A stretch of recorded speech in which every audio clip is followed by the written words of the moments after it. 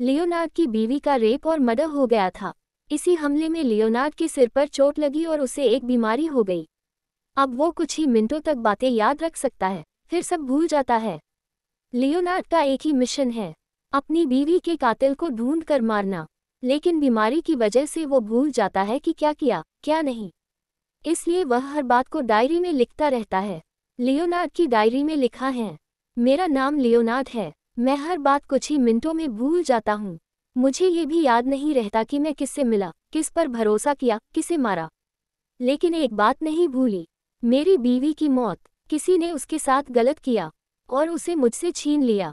Leonard खुद को सब याद रखने के लिए 3 चीजें करता है। 1. फोटो खींचता है लोगों और जगहों की।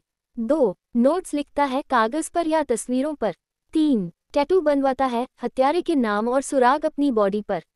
लियोनार्ड की डायरी में लिखा है, एक लड़की मिली नताली। उसने कहा वो मेरी मदद करना चाहती है, लेकिन मैंने फोटो पर लिखा है, उस पर भरोसा मत करना। फिर भी मैं हर बार उसे नया मान बैठता हूँ क्योंकि मैं भूल जाता हूँ। नताली एक लड़की है जो लियोनार्ड की मदद करती है, लेकिन वो भी अपने मतलब के लिए उसे इस्तेमाल करती है। टेडी एक पुलिस वाला है, वो कहता है कि वो लियोनार्ड की मदद कर रहा है, लेकिन उस पर भी शक है। ये फिल्म आगे से पीछे की तरफ चलती है। जैसे जैसे हम पीछे जाते हैं, सच्चाई सामने आती है। असल में लियोनार्ड ने अपनी बीवी के कातिल को पहले ही मार दिया था, लेकिन वो भूल गया। अब वो हर बार नया कातिल बनाता है ताकि उसे लगे कि उसकी जिंदगी में कोई मकसद है, यानी वो खुद को धोखा दे रहा है। लियोनार्ड टेडी को मार देता है, ये सोचकर कि वही उसकी बीवी का कातिल है।